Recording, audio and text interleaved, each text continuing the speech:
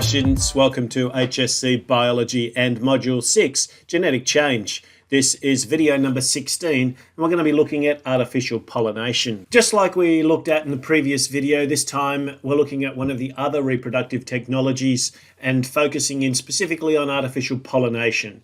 And while we looked at artificial insemination as a process that is often used for livestock as well as being applied to humans, this time we're going to be looking at plants, at crops that use this particular type of reproductive technology known as artificial pollination. So as we did previously, we want you to make sure that you can define these key terms and explain the processes associated with artificial pollination, and also to be able to discuss some of the potential outcomes. What are some of the consequences, or at least potential consequences, of being involved in this sort of reproductive technology? How does that affect biodiversity? How does it affect the population of individuals in subsequent generations? So just as we looked at in the previous video, artificial pollination is a process that's used, but this time by plant breeders.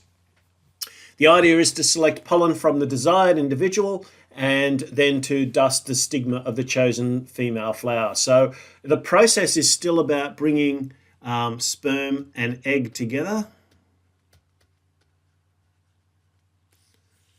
and from desirable individuals, so that you can try and maximize the qualities of the particular individuals that you're after.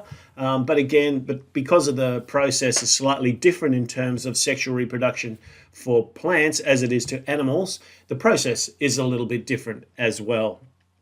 One of the problems with flowers is they often have their sexy bits out in the air, which means that they can easily be pollinated by pollen other than the one that you're specifically after, by the wind, by insects or birds, or even small mammals. And this would not, this would interfere with your experiment. This would not provide you with necessarily the desired result that you're after from this particular process. So one of the important components of this type of reproductive technology is isolation.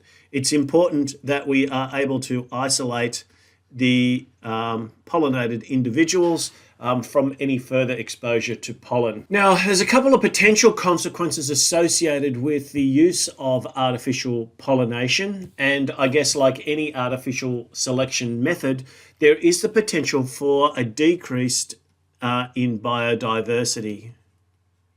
And one of the ways of seeking to overcome some of the problems associated with reduction in biodiversity, and maybe a reduction in particular proportion of alleles and gene pools, is to have seed banks. And there's certainly a number of places around the world that have huge banks of seeds that are being kept, well labeled dates, and so we know or we're keeping a lot of examples of different types of plants prior to the intervention of some of these kind of processes.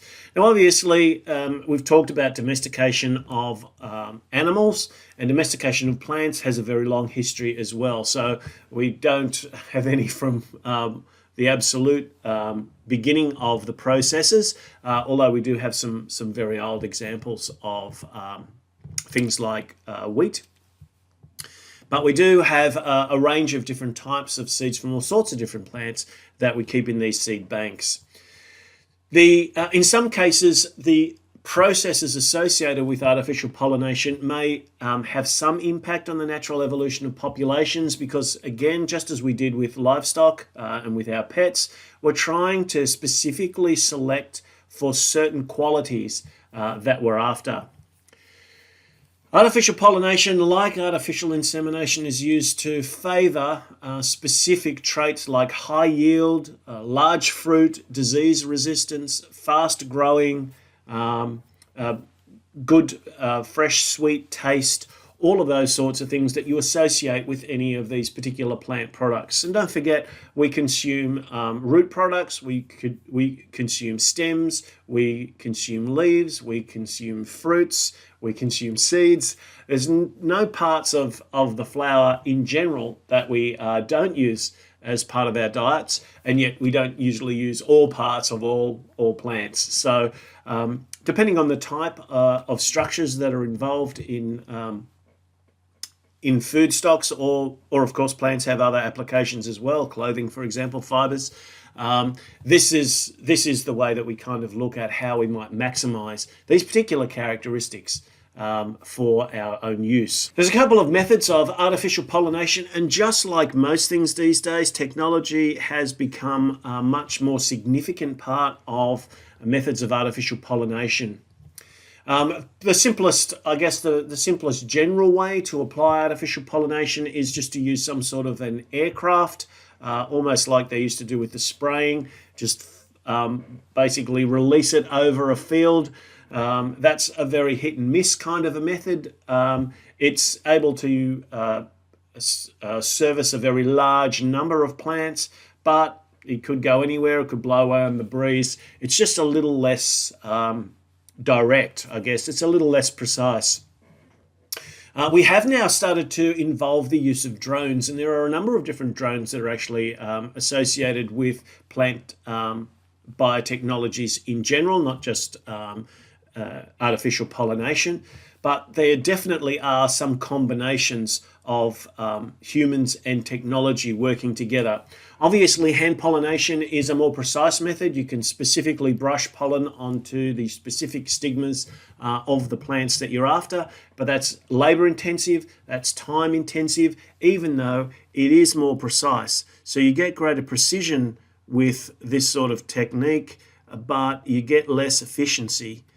And because what we're talking about most of the time is we're talking about businesses, agribusinesses, so they're obviously interested in precision, but they're also very much driven by efficiencies and supply and demand. And so it's very, very important that we're able to do these things as efficiently as possible. And that's what technology's done. It's allowed us to do a lot of these things more efficiently, more directly, when we have a combination of human and technological synergy. What are the advantages of artificial pollination? Well, it does facilitate hybridization, because one of the things that can happen with plants is we can get some interspecific pollen transfer. And there's a number of cases of plants where we've seen slightly different species forming hybrids, which happens a lot more often in the plant kingdom than it does in the animal kingdom. And so this creates some variety. It can facilitate something known as hybrid vigor. That additional combination of genes together can often give us characteristics which might not otherwise have occurred in natural fertilization pollination methods. It's also very useful in conditions where natural carriers of pollen grains, like insects, are fewer in number. And of course, this is coming back to some of the arguments that we've looked at previously around biodiversity and the sorts of practices that we have that can actually reduce the biodiversity within an area. And maybe one of the consequences of, say, clearing an area is we've actually removed a number of the insects that may have been natural pollinators. And therefore, with less pollinators, there's less opportunity for plants to be pollinated unless we step in and intervene. So again, as with most of these videos, it's just really an introductory overview of some of the key points. Obviously, we want to explore these in a little bit more detail in class and provide a couple of specific examples of where we've used this technique to our advantage in agriculture. Thanks for watching.